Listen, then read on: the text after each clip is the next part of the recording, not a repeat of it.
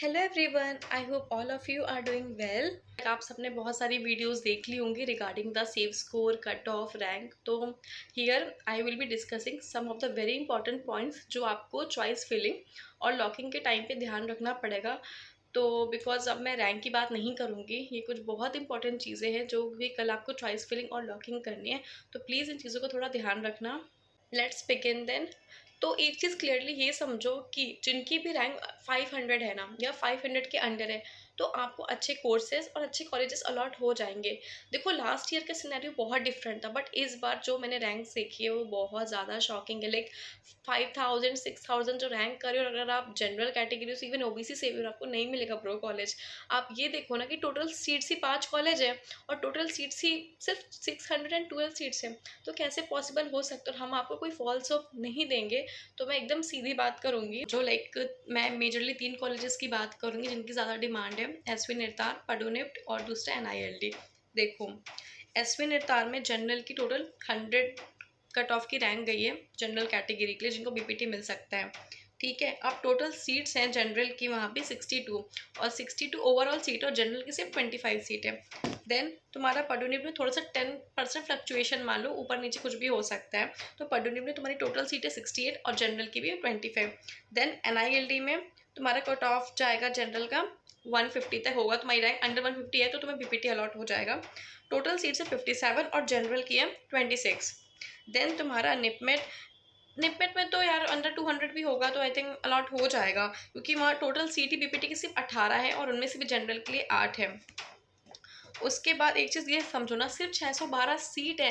612 seat में ही total seats 65 कहीं 56 है, और उसके अलावा भी जनरल की सीट भाई 25 है। और तुम ये देखो ना कि जिनकी रैंक 79 या 73 है और सबको बीपीटी चाहिए और सबको दिल्ली चाहिए, तो ये सबके लिए पॉसिबल नहीं है। ये चीज़ आप समझो। अगर आपकी रैंक 400 है ना और आप सोच रहे हो कि आपको बीपीटी दिल्ली मिले, तो भाई आपको नहीं मिलेगा। आप ओटी की प्रेफरेंस डालो। बिकॉज मैं देख रही हूँ बहुत सारे बच्चे वो बीपीटी के चक्कर में उन्हें नहीं मिल रहा है। कई बार क्या होता है ना, आपको बीपीटी चाहिए लास्ट लास्ट तक, आप सोचते हो आपके हाथ कुछ नहीं लगता। तो प्लीज़ कुछ ना होने से कुछ होना बहुत बेहतर है, ट्रस्ट मी।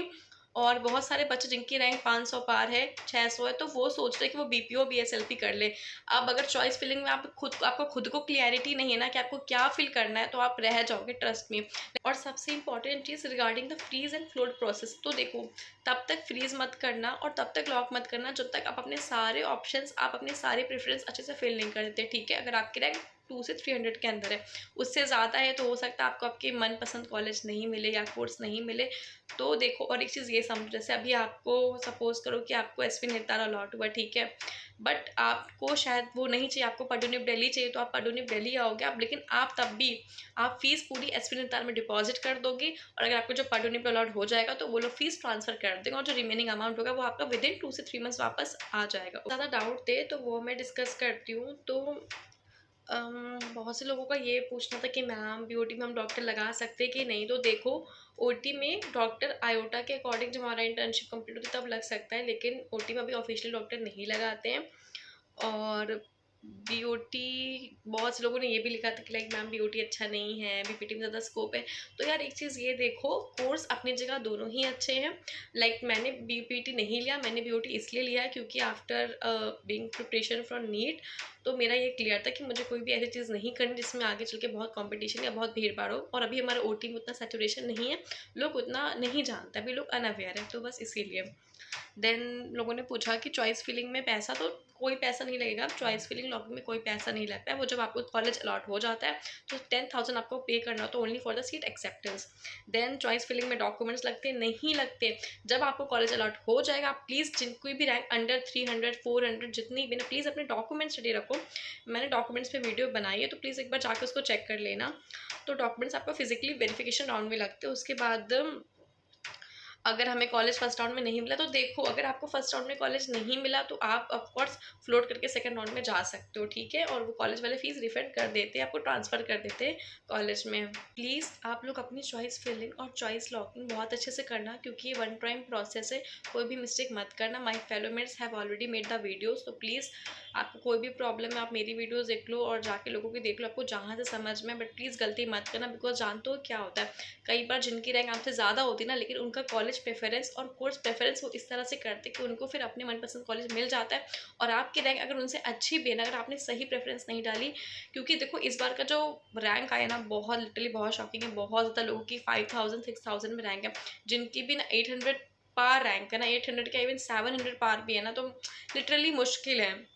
आप अगर 500 के अंदर, तो आप लिटरली सेफ हो, आपको अच्छा कॉलेज अच्छा कोर्स अलॉट हो जाएगा। भले फर्स्ट राउंड तक नहीं होगा तो second round third round mop up तक आपको अलॉट हो जाएगा।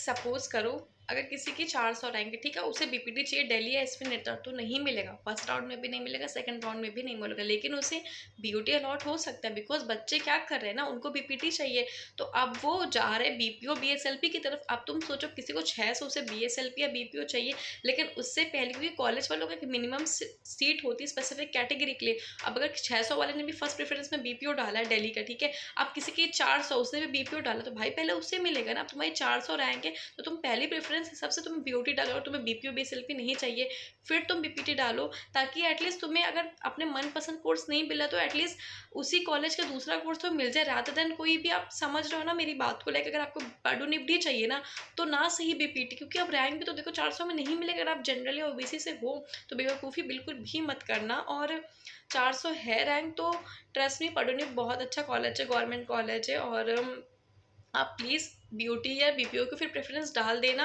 अगर आपको, क्योंकि मुझे पता है बहुत से बच्चों के लिए निपमेट और एसवी नेतर इसलिए भी नहीं चाहते, भले उनकी रैंक अच्छी, क्योंकि वहाँ पे लैंग्वेज बैरियर बहुत दूर पड़ता है।